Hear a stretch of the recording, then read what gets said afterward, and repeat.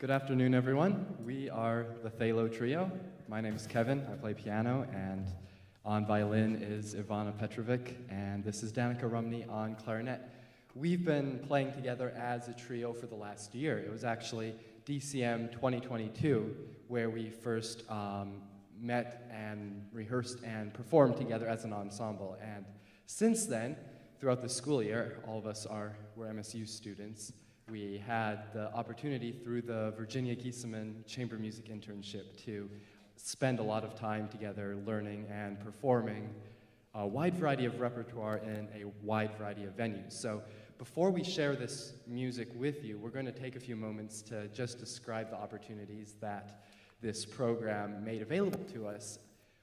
I'll start by giving an overview of the program here at MSU, and then Danica and Ivana will each take a moment to share a more intimate glance into what it entailed for us, what our year looked like, and what our music looked like, just to give you a better context for what we do as a trio and how we got here today.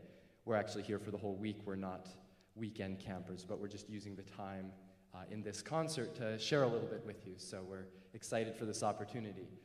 Like I already mentioned, the internship is named after Virginia Giesemann, who was a previous strings professor here at Minot State University.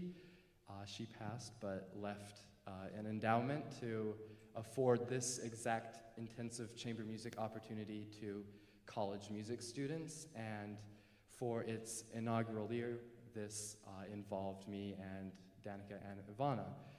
It was originally intended for string players, but as it was kicking off, there weren't too many options within the music program at the moment. But this is relevant to all of the high schoolers in the room because there will be a round of applications every year. Even this upcoming school year, there will be a new Giesemann ensemble that will have access to the funding and opportunities and coaching that we had. So we're going to go into a little bit more detail of what that looks like and why that might be something of potential interest to you. We, throughout the school year, were enrolled in the Chamber Ensembles class, which is 1 hour of coaching every week with a member of Luminous or Dr. Young or one of the MSU music faculty here. Outside of that time, we also spent an additional 4 hours a week. So we had a lot of time to dive into repertoire and make plans for performing both on and off campus, both of which were requirements for the internship. So I'm going to go ahead and pass this off to Ivana now, who's going to describe how that manifested throughout our school year, the decisions we made, and the opportunities we ended up taking advantage of. All right, so like Kevin mentioned, we got started at DCM last year, and since then we've experienced a whole year of growth together. So I'm just going to highlight like a couple of the things that we did with our year. So in our first semester as a trio, we spent most of our time looking at new music, diversifying our rep as much as we could, which was kind of difficult because our instrumentation is not very common, so we had to get kind of creative. As Danica will tell you, we delved into a Debussy string trio, so Danica kind of got to play the cello part for that. So that was really fun. So we would get together and rehearse about 5 hours a week. So we definitely got to see a lot of each other. And our second semester was certainly the most busy. We got to present at 2 different Minot middle schools. We did 6 different sessions for 6th, 7th, and 8th graders, which was very fun and rewarding experience. We presented the Cacciatorian piece we're going to play for you today. We focused on rhythm and the influence of Armenian folk music in Cacciatorian's writing. We also performed the Cacciatorian piece at the Trinity Nursing Home a couple of weeks ago, which was also a very rewarding experience. The audience was quite different, not as rowdy as a room full of 6th graders, but still very receptive to the music, and they asked a lot of questions, so it was really fun to share with them. Definitely a highlight of this internship was getting to work with the Luminous Trio and the Bayo String Quartet. Bayo actually came out to Minot in March of this year, and we got to spend 3 days with them, reviewing videos of past live performances, talking about our presentations at the middle schools, and also getting some live coaching sessions. So that's kind of what we did with our time as a trio. And I'm going to hand it over to Danica, and she's going to tell you about the music that we learned. So as Ivana mentioned, this is kind of an unusual ensemble instrumentation, so not a lot of repertoire comes to mind. And as we were looking into the types of pieces that we could play, we learned of a trio at Michigan State University of faculty there that has the same instrumentation as us. They're called the Verdere Trio. And we were actually in contact with them because they do a lot of commissions and arrangements. And while it didn't work out for us to do any arrangements that they had as a resource, it was really neat to get in contact with them and make that connection. So as Ivana had mentioned, we were able to play an arrangement of the Debussy piano trio that Dr. Young arranged for me to play the cello part. So that was a fun challenge, and we all really enjoyed playing that movement. We played just the first movement of that piece. And then this year we also got to play the full Mio suite and Minotti trio, which are originally written for this instrumentation. And those were some really fun, challenging pieces that I didn't know before we became this instrumentation ensemble. We also played the full Cacciatorian trio, as Ivana mentioned, that we'll play for you today. And this piece we were able to really dive into, largely due to having to do outreach presentations, and this was the piece that we chose to focus on. And it really helped us gain a greater understanding of this music. So Aram Khachaturian is an Armenian composer, and there's a lot of Armenian folk music influence in this piece that you'll hear, especially in terms of the rhythm. There's a lot of interesting, complex rhythms used in all three movements. The first movement leans into the improvisatory nature of folk music, so it almost will sound like it's improvised, but it's not. The second movement begins and ends in a very playful manner, and in between that, there's a very fast section with a lot of polyrhythms that is kind of feels out of control for a second and then comes back to what is previously played at the beginning. And then the third movement begins just with me playing a simple folk melody, and then this gets passed around to the different instruments and gets developed, and there's a variety of different ways that it's played throughout the rest of the movement. So we hope you enjoy Aram Khachaturian's trio for clarinet, violin, and piano. And after we're done playing, we'll take some time for questions. If anyone has questions about us or the music or the internship, we'd be happy to answer.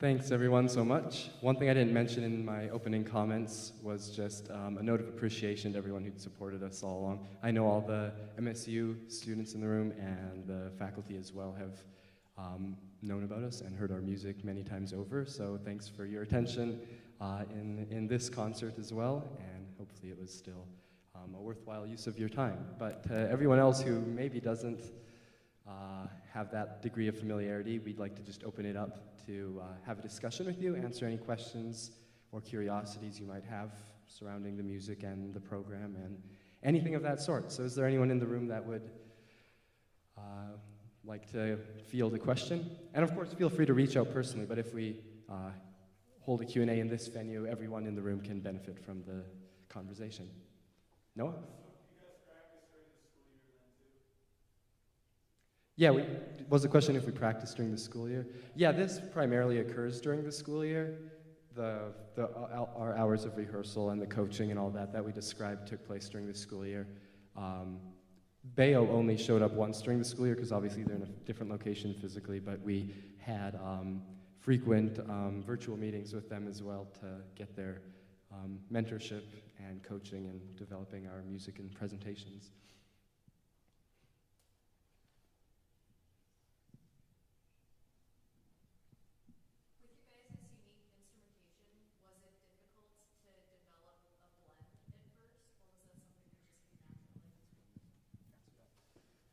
Yeah, I would say for the most part, we tried to bring out in the best ways that we could how different our instruments are and that they don't blend very easily. So a lot of the music that we played really showed that, and I don't know, it was difficult for us at first to not be able to blend our instruments, but I think in the end it was satisfying to learn how we can use those differences to our advantage. Yeah, it's kind of like a longer process, like some trial and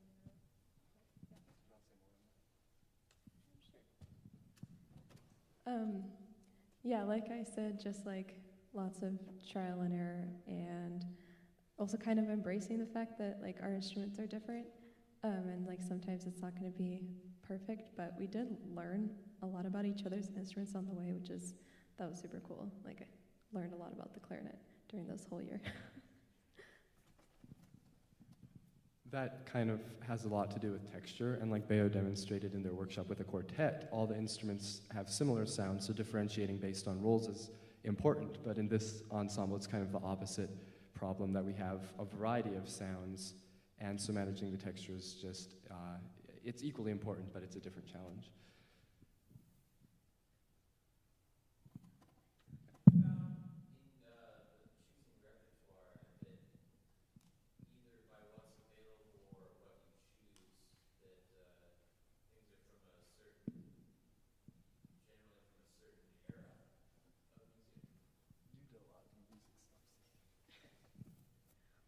Yeah, I'd say a lot of it's 21st century.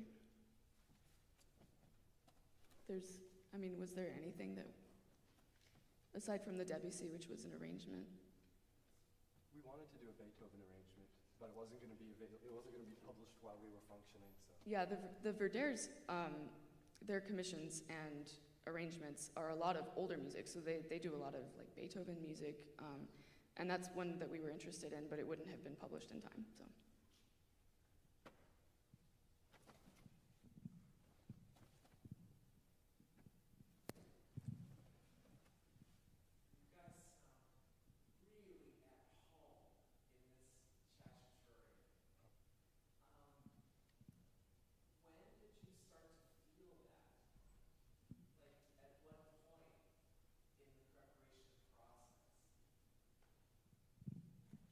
For me personally, a big turning point was, in a way, reverse engineering the music in a way that would make it consumable for 6th and 7th and 8th graders. And that didn't really have to do anything with honing our technique or approaching it from a purely performing standpoint, but it really helped us to refine our interpretation. And in that type of venue, we really had to over-exaggerate a lot of decisions, especially when we were illustrating a point that we had presented previously. And having to go to sort of an extreme in that sense, I think helped us to feel really, really comfortable in a much more moderate performing condition like this, where nobody in the third row is spitting out bread onto the floor, and we don't have kids asking our social security numbers. So to have such a quiet audience and a formal environment just is like taking a step back from the complexity of the schools. And so for me personally, that was a big thing that changed my perspective on performing the Cacciatorian. Did you want to add on?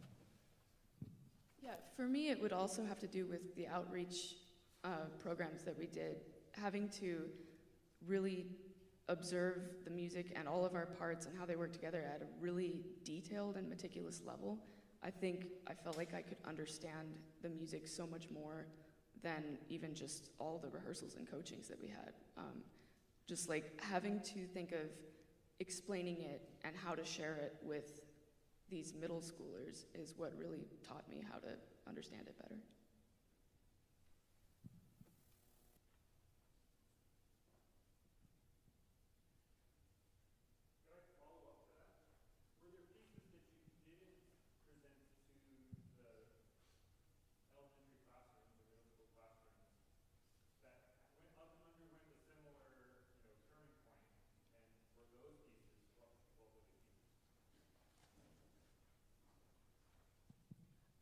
There was some work that we did with the Andersons at for the Debussy, that we would spend like an hour on a really small section of music and then really start to understand how we could mold it and shape it to be more expressive while still understanding how our parts all fit together and just really being on the same page for everything.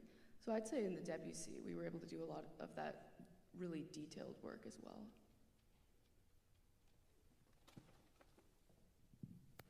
I didn't really have anything contradictory or to clarify, but I'm getting word in my earpiece that we have time for one more question.